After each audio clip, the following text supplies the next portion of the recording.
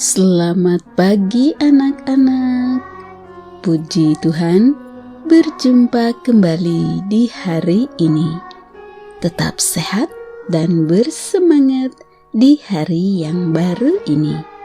Sebelum memulai aktivitas hari ini, mari kita mengikuti renungan firman Tuhan pada pagi hari ini yang diambil dari buku Yesus adalah teman terbaik dan setia yang ditulis oleh Pendeta Marolop Sagala.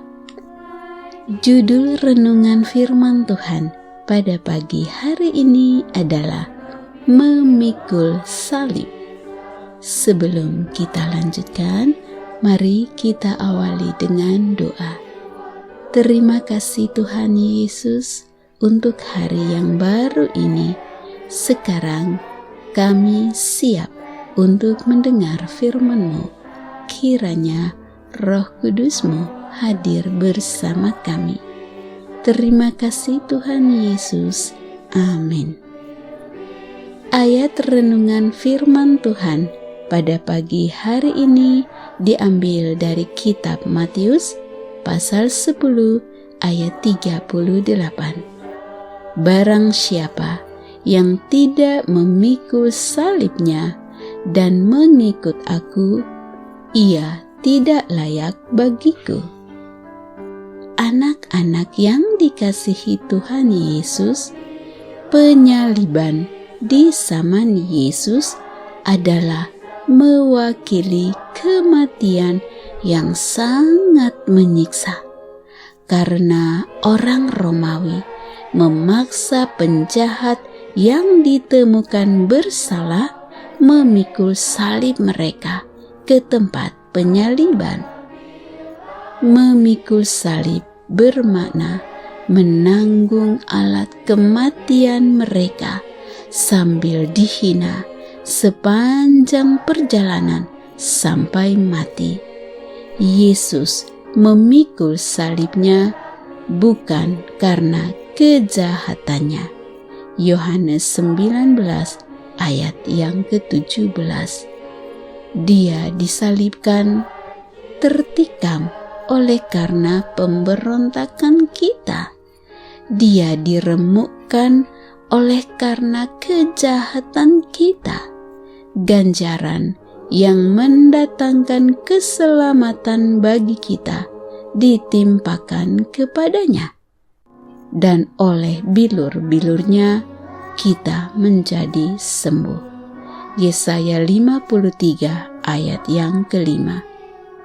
Itu sebabnya pada zaman kita, yaitu zaman kekristenan, penyaliban bermakna pengampunan, penebusan, dan keselamatan. Ketika Yesus berkata kepada murid-muridnya, "Setiap orang yang mau mengikut aku, ia harus menyangkal dirinya, memikul salibnya, dan mengikut aku." Itu bermakna bagi kita bahwa harus siap mati demi mengikuti Yesus. Itu memberikan arti mati kepada kehendak pribadi. Memikul salib artinya bersedia untuk mengutamakan kehendak Yesus di atas segalanya. Mematikan kehendak diri sendiri tidaklah mudah. Itu kita sebut menyangkal diri. Itu sangat berat, seperti beratnya memikul salib. Teristimewa ketika kita menolak kehendak dari orang yang kita kasihi. Menolak kehendak orang yang kita kasihi maksudnya adalah menolak kehendak yang tidak sesuai dengan kehendak Yesus. Itulah sebabnya Yesus berkata, Aku datang bukan untuk membawa damai.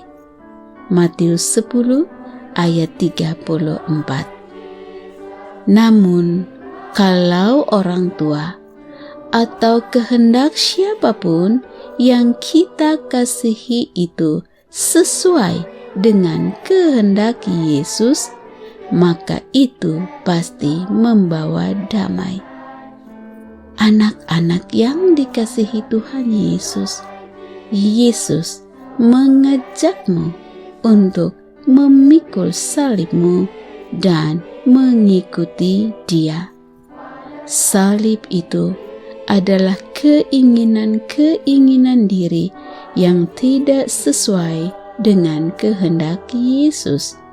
Sesuatu yang kita sayangi, yang membuat Yesus sebagai nomor 2, itu juga adalah salib.